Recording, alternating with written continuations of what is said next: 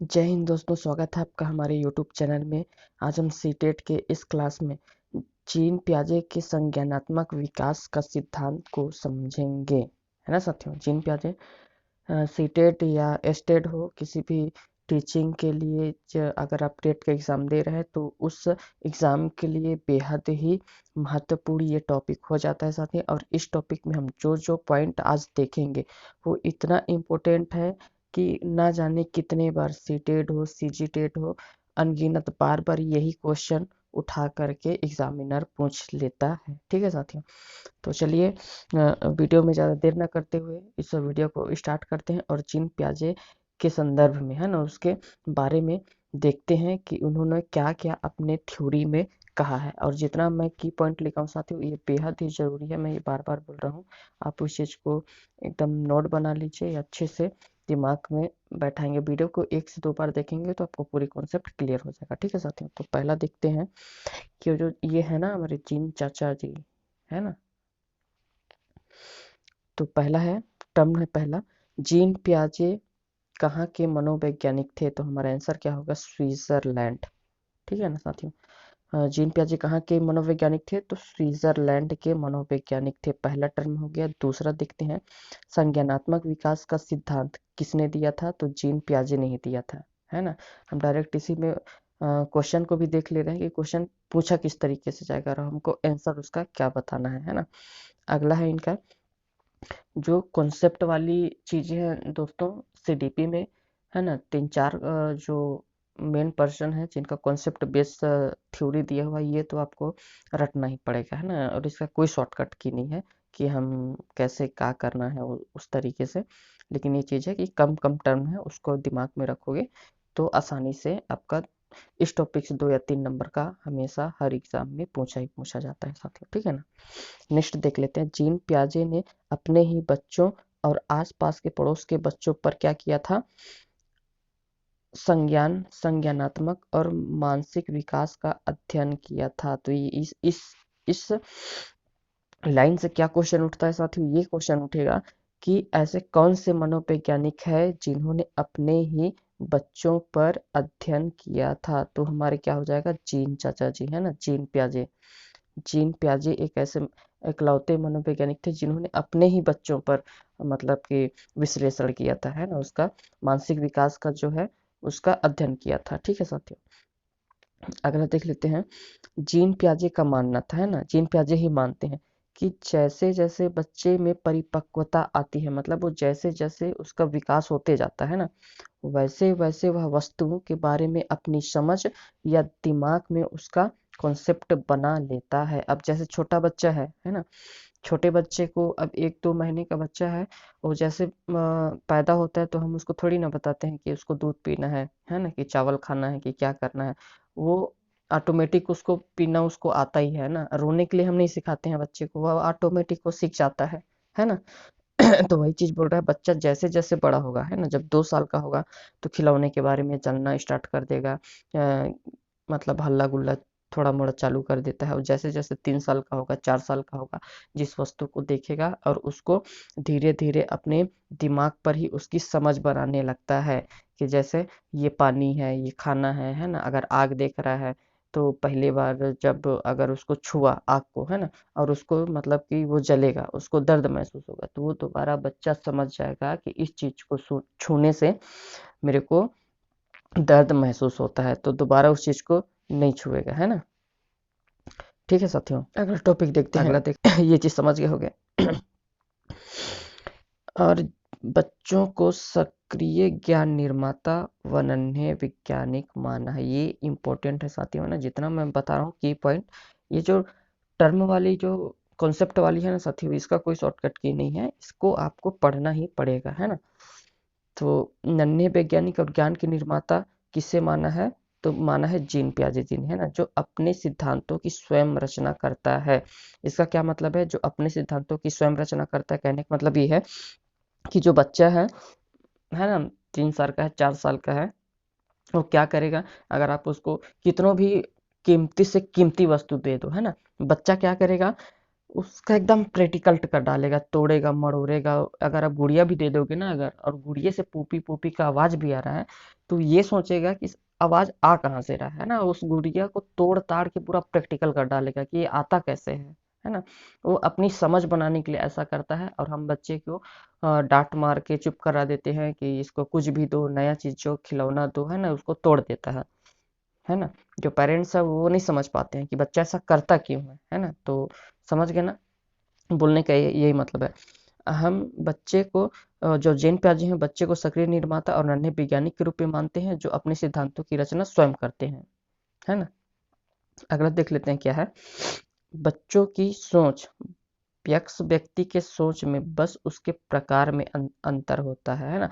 एक वयस्क जो व्यक्ति है वो भी सोचता है, और एक बच्चा है वो भी सोचता है ना, छोटा बच्चा है वो भी सोचता है, बस उसके सोचने के दायरे में बस अंतर है ना।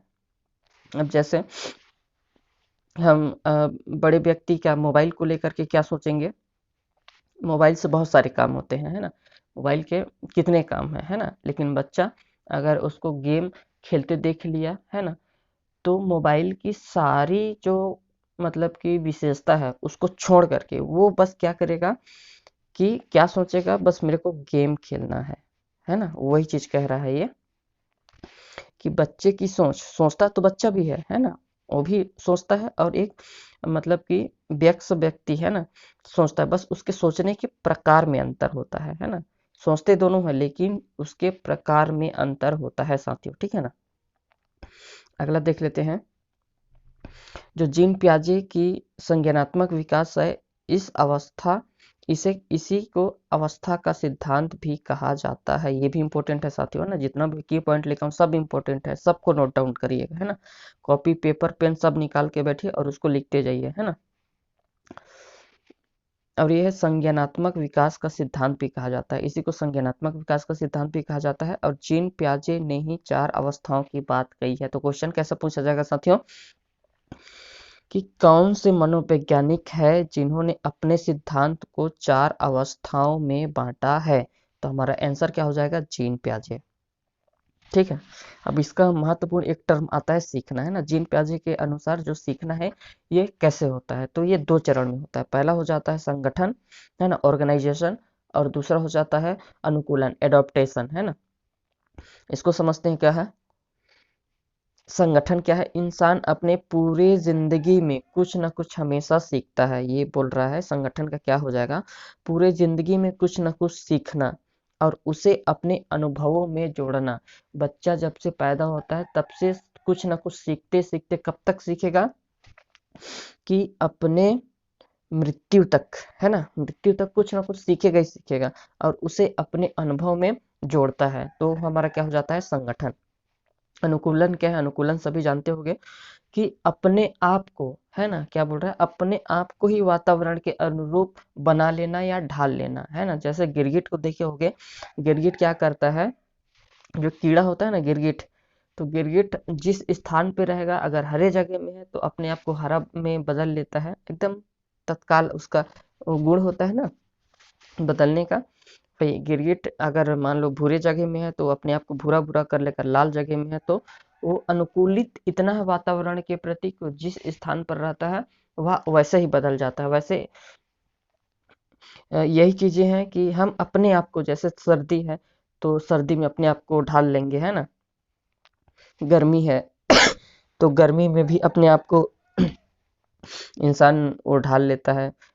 बरसात है, बरसात में अपने आप को अनुकूलित कर लेता है। तो वही है अनुकूलन, कि हम अपने आप को ही वातावरण के अनुसार बना लेते हैं। अगर हमारा वातावरण अगर गंदा माहौल का है तो हम गलत चीज़ों में, संगत में, हर चीज़ में पड़ जाएंगे, है ना। हम लोग का भाषा बोली गलत हो जाएगा। अगर हम मतलब कि भक्ति भावना स्थान पर हैं, है ना, जैसे रोज पूजा पाठ कर रहे हैं, मंदिर वगैरह जा रहे हैं, और सत्संग वगैरह सुन रहे हैं, तो हमारी जो मानसिकता है उसके अनुरूप ही बदलेगा, है ना। अच्छे अच्छे सोच विचार आएंगे हमारे मनों में, है ना। वही चीज है। अब अगला देख लेते हैं, कि जो कॉन्सेप्ट ऑफ क्या दिया है, कॉग्निटिव डेवलपमेंट, जो संज्ञानात्मक विकास के हैं, इसके क्या क्या कॉन्सेप्ट है ना। इसी के आगे देख लेते हैं क्या क्या कॉन्सेप्ट आता है। तो पहला है अनुकूलन, ये जो पॉइंट बता रहा हूँ साथी बेहद इंपॉर्टेंट है ना। इसमें कंफ्यूजिंग बहुत होता है और इस टॉपिक से क्वेश्चन पूछा ही पूछा जाता है, ये आप नोट डाउन कर लीजिए, है ना। अनुकूलन बता दिया कि वातावरण के अनुसार अपने आप को ढालना क्या कहलाता है, हमारा अनुकूलन। अब अनुकूलन जो है वो दो तरीके से होता है ना। अनुकूलन जो है इसकी जो प्रक्रिया होती है दो प्रकार से होती है। ये इसको ना आत्मीसातीकरण और समायोजन, इसका हिंदी में 3-4 प्रकार का नाम होता है साथियों, इसीलिए मैं कहूँगा कि इसका आप ना इंग्लिश में कोशिश कर लीजिएगा, सबका नहीं, लेकिन मैं जो जो इंग्लिश में बोलूँगा ना उसको इंग्लिश में याद रखिएगा, आपको एग्जाम हॉल में कंफ्यूजिंग नहीं होगा, है ना, कि क्या होता है। तो आत्मसातीकरण क्या होगा, इसको समझते हैं ना। पूर्व ज्ञान को नए ज्ञान के साथ जोड़ना क्या कहलाता है, आत्मसातीकरण या एसिमुलेशन कहलाता है। अब पूर्व ज्ञान को नए ज्ञान के साथ जोड़ना, जैसे हम बच्चे को बता दिए, है ना, बच्चे को हम बता दिए, कोई ज्ञान दे दिए, बच्चे को कोई ज्ञान हो गया, जैसे कि कोई कुत्ता देखा बच्चा, है ना, और उस चीज को नहीं जान रहा है, वो देख रहा है कि उसका 2 पैर मतलब 2 कान है, 4 पैर है ना, काले रंग का होता है और भौं भौं कर रहा है ना। ये ये बच्चे ने सीख लिया, कुत्ते के बारे में बच्चे ने अपना वो बना लिया, कॉन्सेप्ट बना लिया, है ना, दिमाग में। इसके बाद ये क्या बोला, 7 पुराने पूर्व ज्ञान, मतलब कि पुराना, उसको पुराना ज्ञान हो गया कि ये कुत्ता है ना। अब अचानक से वो क्या करेगा कि एक दूसरा कुत्ता देख लिया, ठीक है ना, दूसरा कुत्ता देख लिया। अब दूसरा कुत्ता मान के चलिए वो कि सफेद रंग का है या फिर लाल रंग का है या फिर, है ना, थोड़ा भूरे रंग का है, ठीक है ना। तो क्या करेगा, अपना जो पूर्व ज्ञान था, है ना, बच्चे का जो पूर्व ज्ञान था वो अपने आप में मतलब चिंतन करेगा, सोचेगा कि यार इसके भी 4 पैर हैं, है ना, इसके 2 कान है, एक पूंछ है ना, और ये भी भौं भौं करता है, तो कुछ नहीं करेगा। वो क्या करेगा कि जो पूर्व ज्ञान था उसी में जोड़ेगा कि नहीं, कुत्ता जो होता है सफेद रंग का भी हो सकता है, लाल रंग का भी हो सकता है ना। तो अपने पूर्व ज्ञान में नए ज्ञान को क्या कर लिया, जोड़ लिया, ऐड कर लिया, है ना।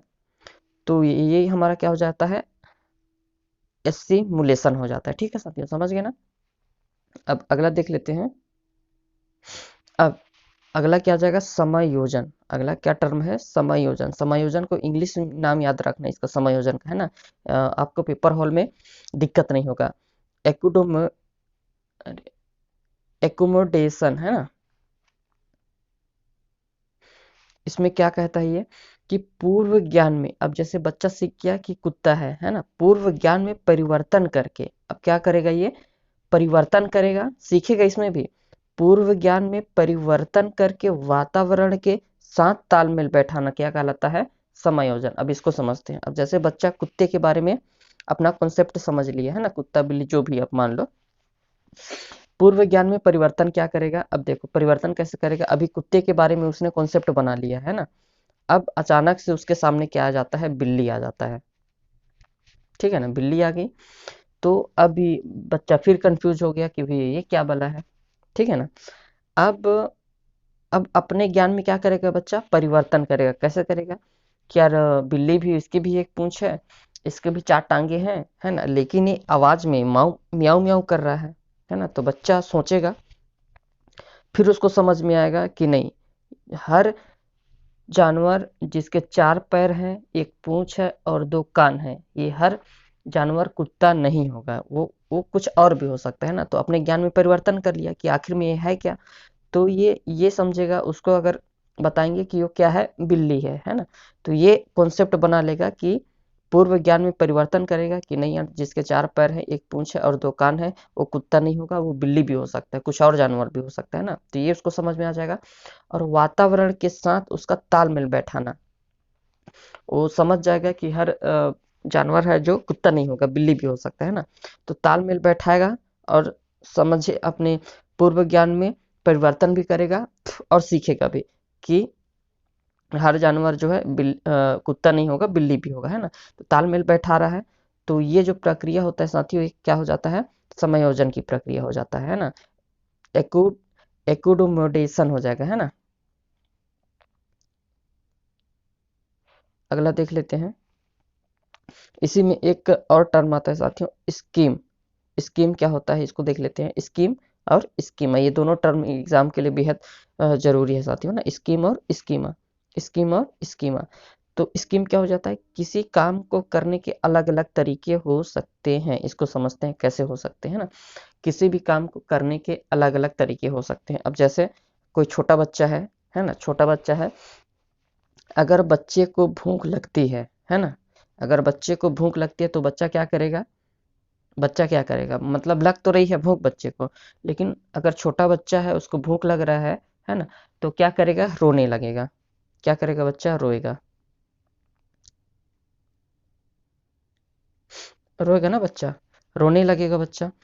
तो जो उसके मम्मी है वो समझ जाएगा कि बच्चे को भूख लग रहा है, तो उसका रोना और उसका भोजन मिलना है ना, जैसे दूध मिलना, तो क्या हो जाएगा, स्कीम हो जाएगा, स्कीम के तहत आ जाएगा है ना। और स्कीमा क्या है, स्कीमा क्या है, स्कीमा जो है ये मतलब नॉलेज का एक पैकेट है, ज्ञान का एक पैकेट है, पैकेट बोल सकते हो इसको है ना, ज्ञान का एक पैकेट है, सूचनाओं का एक पैकेट है ना।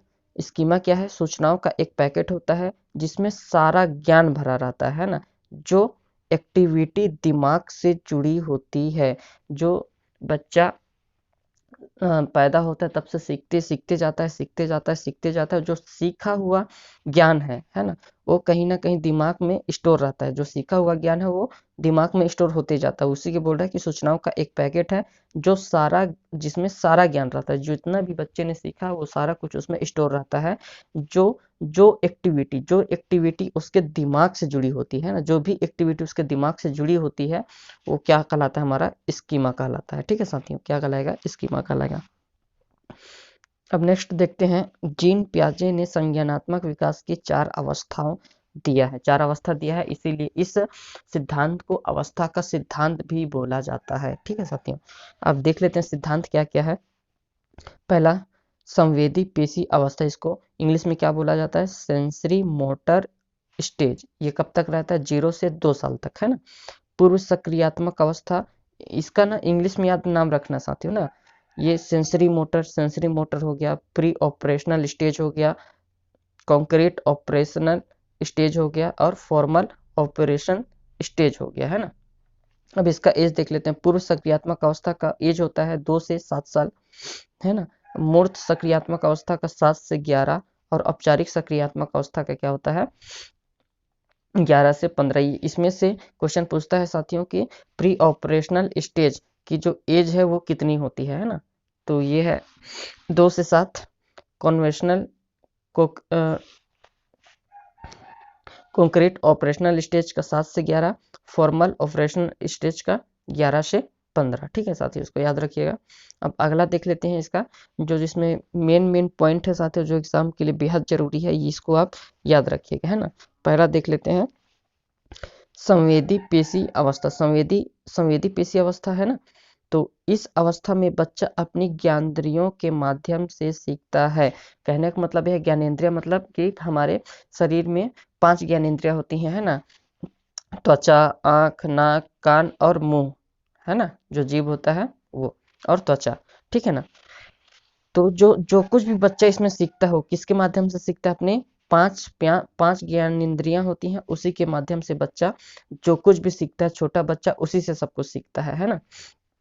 अब इसी में एक और टर्म आता है ऑब्जेक्ट परमानेंस का, ऑब्जेक्ट परमानेंस का गुण आ जाता है। इसका कहने का क्या मतलब है, ऑब्जेक्ट परमानेंस का मतलब क्या होता है, यानी कि बच्चा क्या है, अपने दिमाग में वस्तुओं की छाप बनाना शुरू कर देता है। अब बच्चा क्या है, 2 से 2 साल के बीच में है ना। अब 2 साल के बच्चे लोगों को देखे होंगे कि कोई खिलौने को लेकर के, या झाड़ू को लेकर के, या फिर किसी भी अगर जिस चीज को भी देखे हैं तो उसका कॉन्सेप्ट बना लेता है ना, और उससे छिपी हुई वस्तु को भी खोज लेता है। अब जैसे बच्चे ने देख लिया कि आप उसको एक खिलौना दे दिए हो है ना, और उस खिलौने को आप कहीं पे रखते हो है ना, कहीं पे रखे हैं, पलंग में रखे हैं, बिस्तर में रखे हैं, टेबल में रखे हैं, ठीक है ना। तो जब उस वस्तु को बच्चा देखेगा कि उसके पास नहीं है, तो उसको खोजते खोजते वह खोज खोज लेगा है ना, कि आप टेबल पे रखे होगे तो टेबल से उठा लेगा। अगर आपने कहीं पे रखा हुआ अलमारी वगैरह में, अगर बच्चा वहां पे तक जा मतलब पहुंच रहा है उसका हाथ वाथ, तो उसको निकाल लेगा खोज खाज के है ना। अब जैसे मोबाइल रखते हो, मोबाइल को कहीं बिस्तर पे रखे हो, तकिए के नीचे रखे हो, और बच्चा देखा है उस चीज को कि कोई मोबाइल नाम की चीज होती है ना, तो आप अगर ढूंढोगे अगर आपको नहीं मिलेगा, अगर बच्चे को आप छोड़ दोगे तो अगर बच्चा ने देखा है कि मोबाइल को इस जगह पे रखा हुआ है तो बच्चा वो जाके उसको ढूंढ लेगा, है ना, खोज खोज लेगा वो। ठीक है साथियों, वही होता है ऑब्जेक्ट परमानेंस, है ना, या वस्तु वस्तु स्थिरता का जो होता है गुण, उसी को इंग्लिश में ऑब्जेक्ट परमानेंस बोला जाता है। ठीक है साथियों, अगला देख लेते हैं क्या है। पूर्व संक्रियात्मक अवस्था। पूर्व संक्रियात्मक अवस्था, पूर्व मतलब हो जाता है कि पहले, है ना, जो, तो इसको समझते हैं ये क्या है। यह क्रिया करने की पहले की अवस्था है। अब जैसे नाम से ही समझ में आ रहा है पूर्व सक्रियात्मक अवस्था, इसकी एज क्या रहती है, तो 2 से 7 वर्ष, है ना, 2 से 7 वर्ष, इसको याद रखना साथियों, 2 से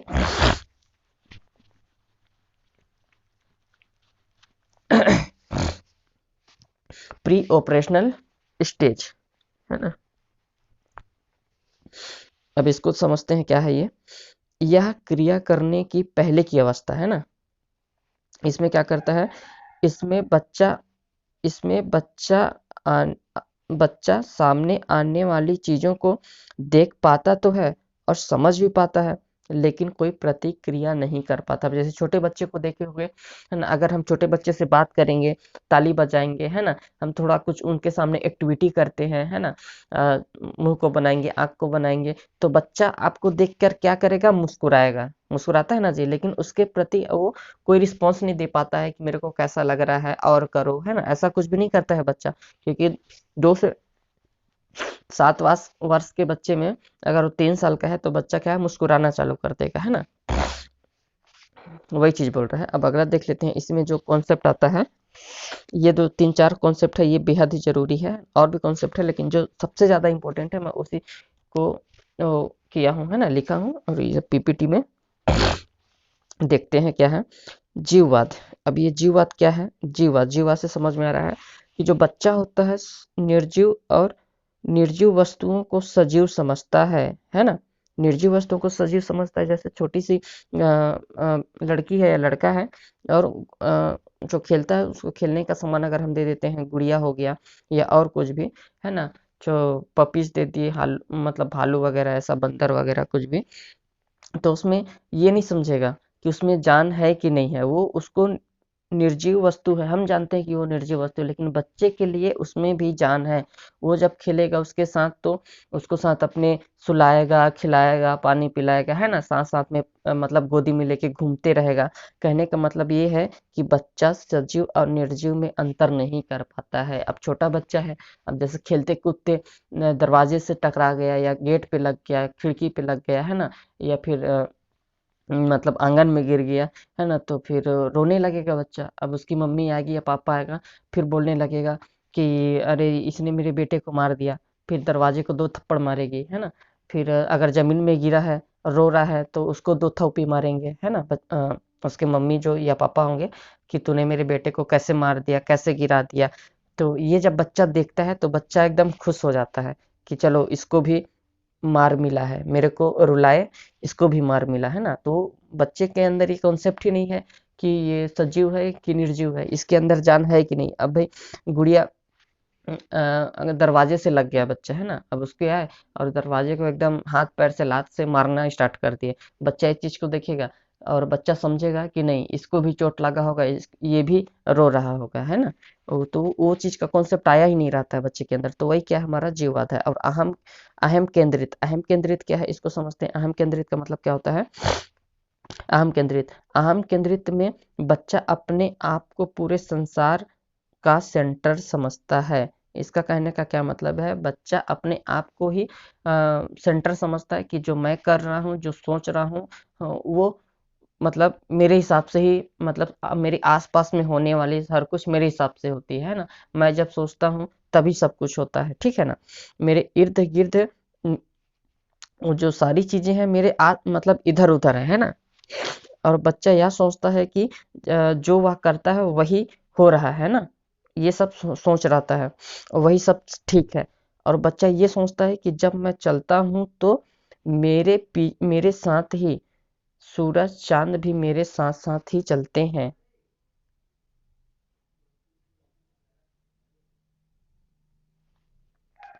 अगला देख लेते हैं साथियों, अपलटावी का गुण। बच्चे के अंदर है ना, अपलटावी का गुण नहीं, अपलटावी का जो गुण होता है ये नहीं कर पाता है। जैसे आप अल्पलटावी का गुण क्या होता है कि जैसे हम बच्चे को सिखा दिए कि 3 और 5, है ना, 3 और 2 5 होता है। अगर हम इसी को पलटा के पूछे कि बेटा 3 2 और 5 कितना होता है, तो बच्चा नहीं बता पाएगा कि ये 5 ही होगा। अपलटावी का गुण ये होता है ना, इसका मतलब कि अगर हम कुछ चीज़ों को अगर उलट पुलट दे तो बच्चा नहीं बता पाएगा। अब जैसे कि जो पानी है, उसको पानी को देख करके बता देगा कि हाँ ये पानी है ना। अब पानी को जमा देंगे वो बर्फ बन जाएगा, तो बच्चे को ये कॉन्सेप्ट नहीं समझ में आएगा कि पानी ही बर्फ बन रहा है ना। और जब बर्फ जब पिघलेगा तो फिर वो पानी में बदल जाएगा। ये चीज़ वो नहीं समझ पाता है इस उम्र में, है ना, 2 से 7 के एज में ये चीज़ उसके अंदर कॉन्सेप्ट नहीं आया रहता है, ठीक है। और वही चीज़ है, वही चीज़ अब इसमें देख लेते हैं कि क्या है ना।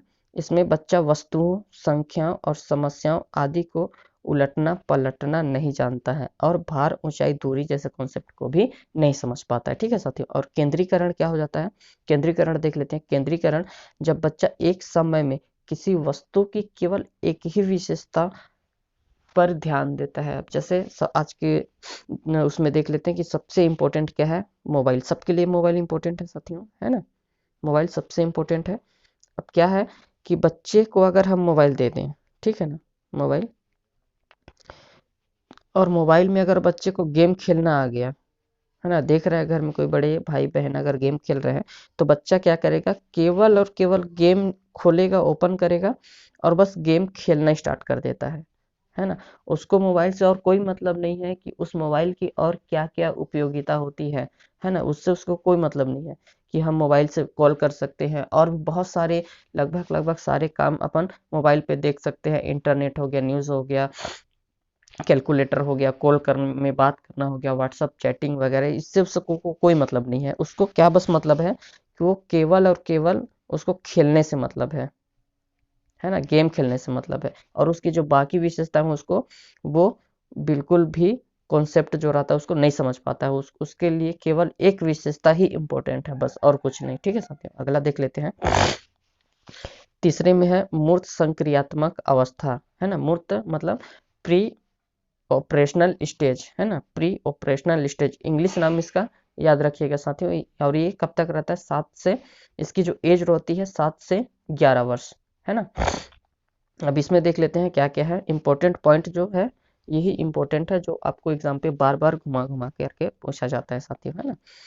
इस अवस्था में, है ना, इस अवस्था रखने इस अवस्था में रखने सामने रखी हुई वस्तुओं पर चिंतन करना शुरू कर देता है। इस अवस्था में जो भी बच्चा है, कहने का मतलब इस अवस्था में बच्चा किसी भी वस्तु को अगर देखेगा तो उसके बारे में सोचना शुरू कर देता है, चिंतन करना शुरू कर देता है ना।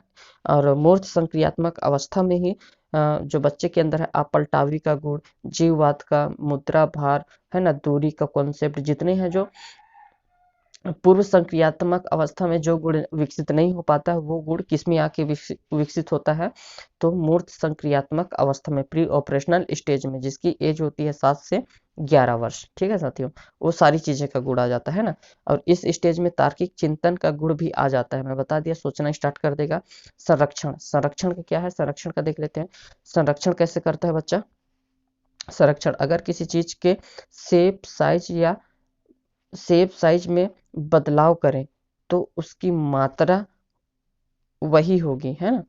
इस बात को बच्चा समझने लगता है। अब जैसे क्या होगा, अगर मान के चलो मम्मी अगर रोटी बनाती है ना, रोटी बनाती है। अब जो रोटी बनाने से पहले उसको गोल गोल बनाया जाता है ना जी, पहले बेलने से पहले गोल गोल का बनाते हैं उसको, रोटी को गोल गोल बनाते हैं, है ना। तो जो इसका जो ये जो गोल गोल है इसका साइज अलग है भी, है ना। जब इसको बेल देंगे तो उसका साइज ऐसे चौड़ा हो जाएगा रोटी का, है ना, ऐसे गोला हो जाएगा एकदम। तो बच्चा इस चीज को समझ जाता है कि जो लोंदी था उसका आटे का, है ना, वही वही उसको बेले हैं उसको, तो ये उसका शेप में बदल गया, बाकी उसकी जो मात्रा है ना, जो उसकी क्वालिटी है वो वही ही रहेगी, क्वांटिटी जो है उसकी वही रहेगी। अब जैसे और क्या हो जाएगा कि हम एक 1 किलो, जैसे क्या रखेंगे, 1 किलो क्या है, रुई है ना, रुई, और 1 किलो ही मान लो कुछ भी है, 1 किलो का वजन रुई और कोई सेब है ना, तो उसमें बच्चा समझ जाएगा कि ये दोनों की जो मात्रा है बराबर है ना। मतलब पहले पूर्व संक्रियात्मक अवस्था में क्या सोचता है बच्चा कि अगर रुई और आप 1 किलो सेब रख दोगे तो बच्चा बोलेगा कि रुई ज्यादा वजन होगा, है ना। उस चीज कॉन्सेप्ट नहीं आ रहा था, लेकिन इसमें बच्चा इसमें करना समझ जाता है, किसमें, मूर्त संक्रियात्मक अवस्था में, ठीक है साथियों। और अ, अगमनात्मक तर्कना है ना, अगमनात्मक तर्कना का गुण आ जाता है, यानी कि बच्चा उदाहरण के ऊपर आधारित होकर तर्क करने लगता है। इंडक्टिव रीजनिंग इसको बोलते हैं, इंडक्टिव इंडक्टिव रीजनिंग है ना साथियों। अगला देख लेते हैं औपचारिक सक्रिय संक्रियात्मक अवस्था। तो इसका क्या हो जाएगा, इसको बोलते हैं फॉर्मल फॉर्मल ऑपरेशनल स्टेज है ना। इसकी जो एज होती है, इसका जो एज होता है साथियों 11 से 15 वर्ष, ठीक ना।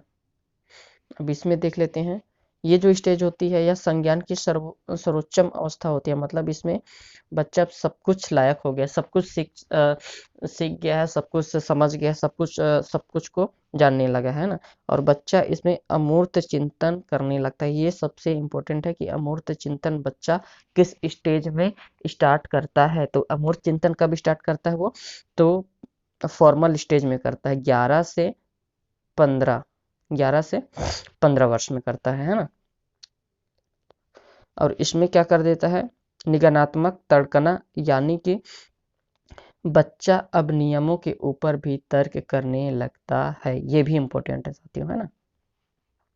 और इस थ्योरी का जो जीन पियाजे का संज्ञानात्मक विकास है, इसका मतलब आलोचना भी हुआ था। तो आलोचना देख लेते हैं, क्या आलोचना है ना। आलोचना के बारे में देख लेते हैं। जीन पियाजे ने इस क्रम को अपरिवर्तनीय बताया है। कहने का मतलब है कि जीन पियाजे के हिसाब से अगर देखें इस नियम को, तो इस क्रम में कोई परिवर्तन नहीं किया जा सकता है ना। मतलब ये अपरिवर्तनीयशील है।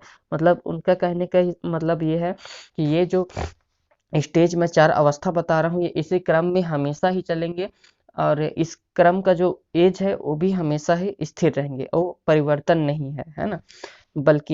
बल्कि अच्छे वातावरण में बच्चे बच्चे अपने कैलिबर से ज़्यादा सीख सकते हैं। ये सभी जानते हैं कि आजकल के बच्चे हैं, अगर हम बच्चे को मान लो कि बच्चा 7 साल का है, जो बच्चा जो जीन पियाजे के हिसाब से कि बच्चा 9 से 10 साल का है ना, जो वो ऑपरेशनल स्टेज में सीखता है, अगर उसको अच्छे से वातावरण, सही वातावरण मिल रहा है ना, और अच्छा अगर देखभाल परवरिश अगर अच्छे से मिल रहा है, तो बच्चा जो 11 से 15 साल में सीखता है वो चीज़ वो 9 से 10 साल में सीखा जा सकता है। यही इसकी आलोचना है, इस थ्योरी की सबसे बड़ी आलोचना है कि अगर हम बच्चे को अच्छा प्रैक्टिस दे दें, अच्छा शिक्षा दें, अच्छा मतलब कि उनको हर कुछ वातावरण अगर हर कुछ अच्छा मिले, तो जो 11 से 15 साल में जो बच्चा सीख रहा है वो मतलब कि 7 से 10 साल के बीच में भी सीख सकता है। वही चीज़ इसकी आलोचना है, बस थ्योरी की याद रखिएगा, है ना।